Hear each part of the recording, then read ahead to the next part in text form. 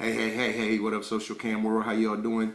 Man, it's your brother Divine, man, out here just kicking it, man. Hoping y'all enjoying this holiday weather. I know it's rough in some parts of the country, man. A lot of snow falling, a lot of rain. And down here in Phoenix, getting a little cold some nights, you know? But anyway, man, how y'all doing, man? Just out here coming to kick it at you, man. I just wanted to say a few things, man, on piggybacking on my last video. You know, I was speaking on a little bit on the news, on the politics, a little bit of sports and everything on that. But you know, today I just basically want to, man, I just want to say, talk about gun laws, you know, and the things that that need to be done, and you know what we need to do as far as a country and as far as humanity goes, for the sake of humanity, right? Okay. Anyway. First of all, man, we need to get, they need to start having a lot more different background checks, man, mental health issues and everything. They need to make them and do them hard, just go after them hard. Just do extensive background checks on people, man, that's buying these weapons, man. You can't stop can't stop bad guys from getting guns. You'll never be able to do that. That's just the way it is. They're always going to find their way, but we can always minimize things that's happening, okay?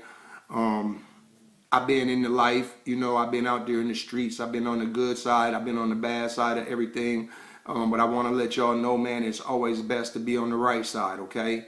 Whether it's, sometimes, we got to do bad things for the sake of righteousness. Sometimes we do good things for the sake of righteousness. So we always have to make sure it's always for the right reasons and for a good cause that we're doing whatever deeds that we're doing. Hopefully they're not evil and wicked. We don't need that at all, okay? When people go in and purchase weapons, they got the background checks, they check your driver's license and whatever. Why not make sure that everybody has some type of license, when it comes to these guns? All these guns should be registered. Everybody should be known, to be carrying one of these guns. I mean, there's going to be some people that really don't have good intentions. We understand that. So we have to minimize their uses and the things that they can do. And that's by basically just, putting the laws in place and then adhering to the laws.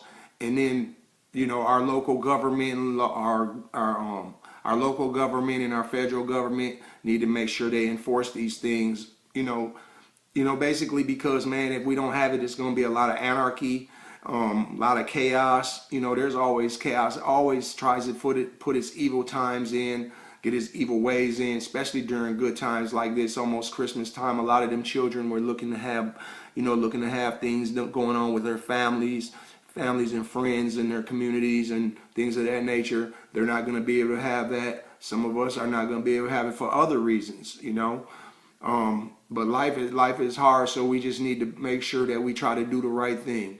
I'd like to say to the local government and federal government, man, adhere to the laws and enforce them.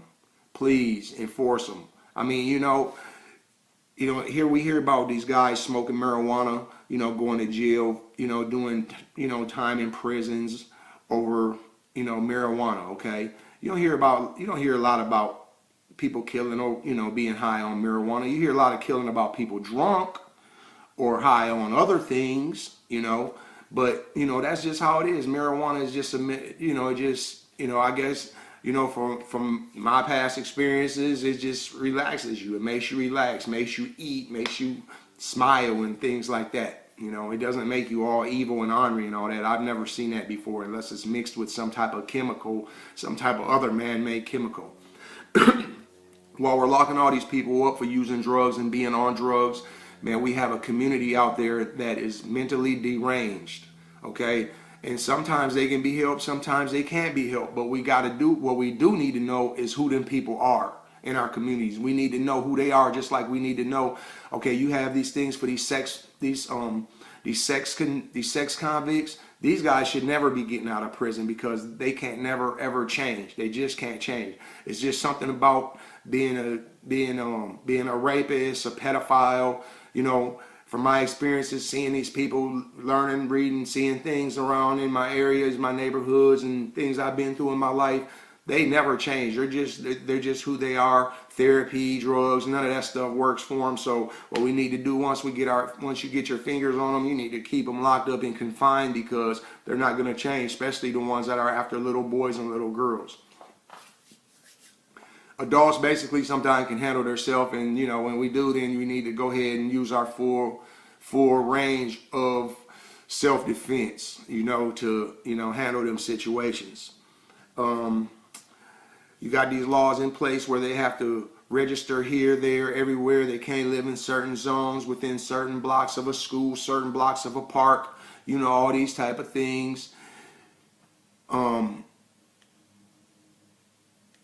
Just I guess what I'm trying to say is that, they need to put restrictions on them people too, the mentally ill. It's crazy how they just out here. I remember this guy when I was young. I can't remember his name, man. He used to chase my little sister and everything. I didn't like it, man. I used to really get mad, and man, I was ready to do something to that lady's son, But my grandmother would always pull me aside and be like, that dude's retarded, leave him alone. I'm like, well, Mom, he need to quit chasing my sister. If he don't stop chasing my sister, I'm gonna do something bad to him, and he'll no longer be around in our neighborhood. Because I couldn't take my sister running home scared of this dude that was looking crazy. Even though he never harmed anybody, I never seen him or heard him harming anybody. But still, that was me as a kid, just in my thought patterns. We need to know who these people are. We need to know who the ones that are like that guy Wu from the Virginia Tech. I mean, people knew him, and they didn't even know that this dude was mad at the world. This dude was mad at rich people. He was mad at the wealthy. I heard him in an interview. I mean, not in an interview, but I heard one of his tapes that they were playing. Oh man, it was haunting. I mean, we need to know who these people are. So put down them laws, man. Enforce them, please.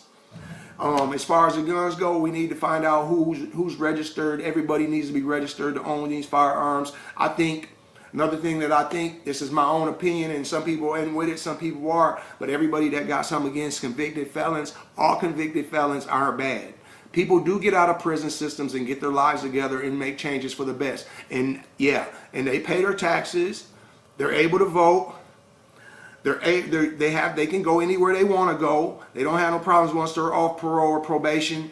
Once they're out of the system, they're off the books. Everything's done. Okay, they serve their time. But one thing we don't give them the right to do, and that's protect themselves.